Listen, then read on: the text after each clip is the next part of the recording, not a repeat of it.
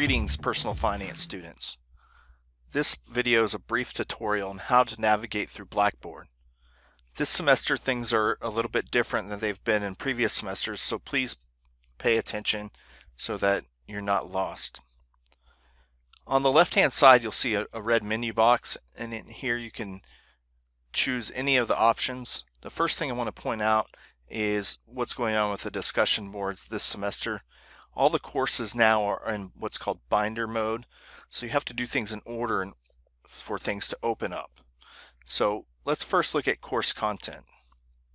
You'll notice here on this particular course that Unit 0 and Unit 1 are available. This is what you'll see when the course starts. If we click here in Unit 0, you'll notice that these are the different options that you have to choose from. You'll see that readings and videos are missing. If you've taken classes in previous semesters, you know that this is different. So you can navigate through these binders simply by clicking on the left here, or by toggling the pages up here in the upper right.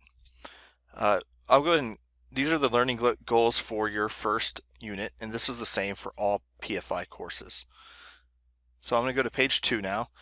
We have important dates that you'll want to finish Unit 0 up by, and typically you'll see these important dates in each unit, and each of these dates will have when it's going to open, when it's due, if there's a late due date, and what that late due date is, and then the possible points for each of the particular actions. So carrying forward onto the discussion, this is where things are a little bit different than they've been in the past. Each PFI course this semester you'll have to go into the unit discussions. You'll have to participate, and then you'll have to indicate that you've completed the discussion before you'll be able to go forward with the participation questions, with the readings, and with the videos. So when you open up into the discussion menu area, you'll see that there's just a brief introduction to what the discussion is, and then you'll see a click to launch. Once you click to launch, then that'll take you into your discussion board areas. And so for this particular course that I'm the instructor for, there's a welcome, and then there's a task to do, and then typically there's a forum for posting questions about your projects, participation questions, and quizzes. So most courses are going to be set up either the same way or similar. So right off the bat we'll go into the welcome area. So it says welcome to Unit 0, and in here you'll have an introduction to your unit.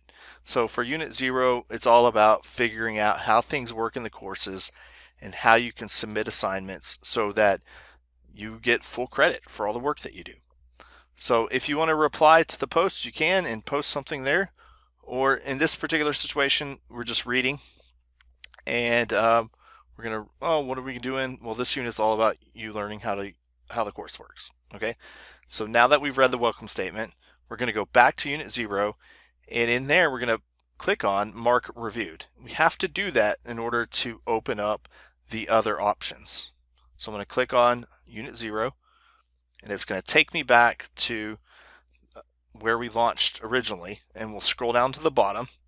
At the bottom you'll see where it says Mark Reviewed, and I'll check that check mark, and that's going to open up the reading and the video folders, and then the participation questions folder as well.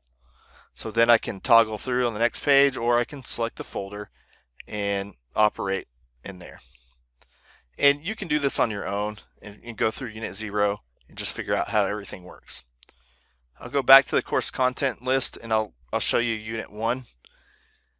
And you'll see Unit 1, same situation. There's no readings, there's no videos that are posted because you've got to complete the Unit 1 discussion before you can open up the readings, the videos, and the participation questions. Okay? So again, under learning goals, whatever your goals are for that particular unit are going to be posted. And then the second page will carry forward. You'll have your due dates set up there and the possible points. And then you'll get into the Unit 1 discussion. So again, click to launch, and in my course you'll see similar setup. You'll have a welcome, you'll have a discussion topic, and then project help or tips and discussion forum. And so I'll go to Unit 1. It's discussing what we're going to do in this unit. Okay, I've done that. Now I'm going to click back and go to back to Unit 1 here and mark reviewed. And then once I do that, now it's going to open up my readings and my videos. So continuing on, I want to take you through how to get through Blackboard. So on the left hand side, you can click Home to go back to the main home page. Here on the home page, again, another thing I want to point out that's a little bit different. Each course now has the exams in an exam folder. So if you click that, that's going to give you your exam menu. It's going to show you when your dates are for your exams, how many points they're worth, and when approximate grades will be released for each one of those tests. I'll go back to home, and on your home menu you also might have an extra credit folder, and in there that's going to discuss whatever extra credit opportunities might be available for you in your particular course. So back on the menu options here, the next thing is announcements. Whenever you have an announcement go out, that's where it's going to show up. Typically announcements will be emailed to you, or they'll show up in your menu in Blackboard when you first log in, but then they'll also be here if you want to reference them. So for me, I'll send out announcements whenever I might have like office hour updates, or if I'm out of town, or if there's something important coming up that I want just to send out to the class. So the next option we have is syllabus and schedule. So click into syllabus and schedule. That will take you to the screen where you can see your course syllabus and your schedule. So if I click on the course syllabus for my class, it's going to look like this. Most courses are similarly laid out. I'll go back to that tab where my readings were, and then I'll click on schedule. Same thing, it'll launch your schedule, and you can look at that in Adobe as well. And then the next area, again, we'll look at course content, and this is where you're going to have your units posted, Unit 0, Unit 1, whatever it is, and inside each of those units, that's where you'll access whatever assignments are due, whatever readings that you'll have, whatever videos you have. And again, the first thing you've got to do is go into that discussion area and launch that discussion unit. If this is not checked, then you won't have the readings or videos available to you. Very important change this year. Now, if you want to access the discussion boards later or the online classroom, this is where you go. It's important that you utilize these resources, because in the online classroom and then in the unit discussion forums, this is our chance to interact with you. We don't get to see you face to face. Everything's online. So this is our opportunity for you to talk to the class, and for the class and for us to talk to you as a class. So ask questions to us instructors and to your peers in these forums.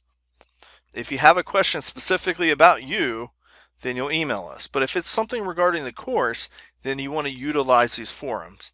That way we can answer your question and everybody gets that answer in the class. Because if you're thinking it, or you have a question about something, then somebody else probably does too. So, and if you have an answer to a question that you might see, then go ahead and feel free to respond to those questions as well. Anybody in the course can do that.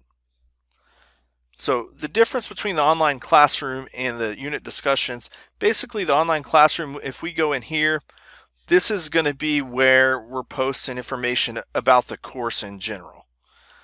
Anything that's happening, like exam reviews, or just reviews in general, or maybe some kind of like feedback on exams, that's going to go here, or just general course information. Now if I go back to that discussion board forum in the units, like if I go into Unit 1 discussion board, this is, again, is going to take us back to what I showed you earlier, where you're going to have that welcome area, and then like for my course we have a discussion topic each unit, and then I also like to post help for projects. This is a big deal. You might get stuck on a project, might not know what to do. The tips are going to be posted in here. Very good way to help you along. And also, like I said before, if you get stuck on something, it's a way for you to ask a question to the whole course and for anybody to respond to that. Okay? Very helpful way to get you past some of the areas where you can get stuck.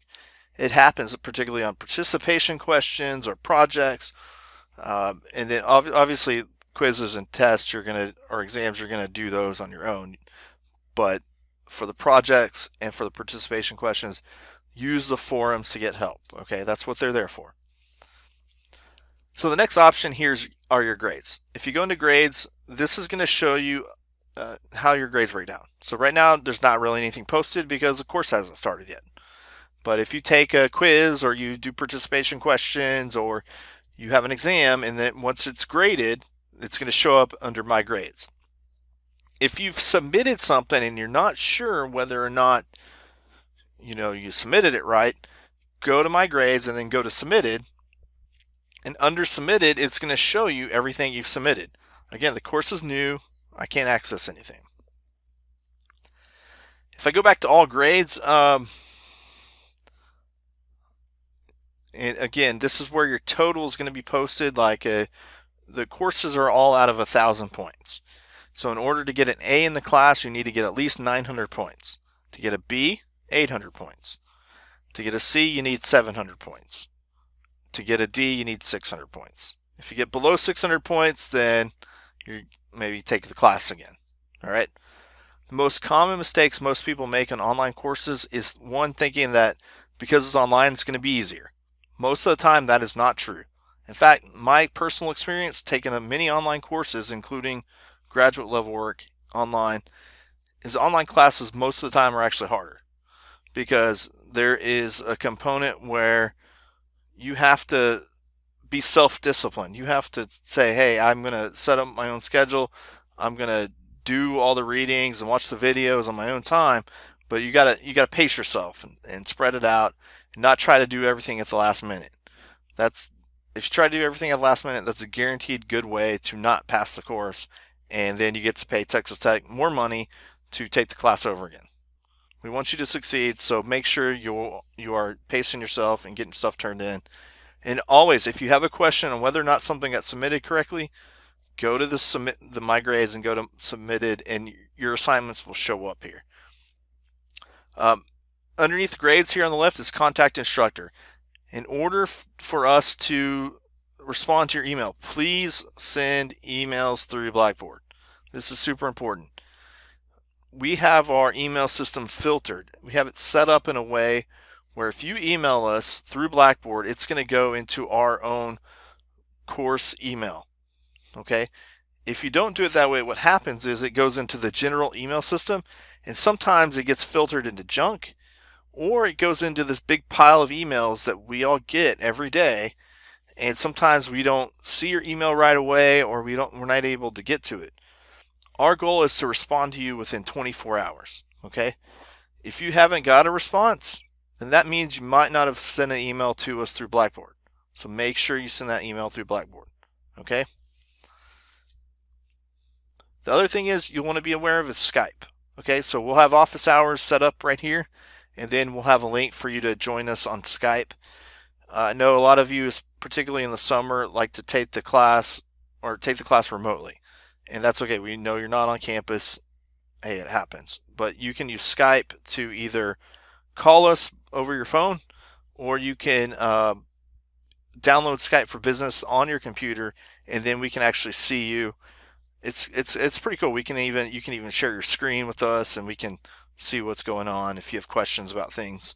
It's really a pretty good tool to use to help each other, or for us to communicate to you. Lastly, if you have issues with Blackboard or need help, there's links here for Texas Tech, tech support, and then personal finance resources. If you're you want some more information about other things about the program, this is where you can find that information. Okay, so thank you so much for watching. If you have any questions, make sure you reach out to your instructor, or you can come by the office and we'll be glad to help you out. Thanks. Have a good day.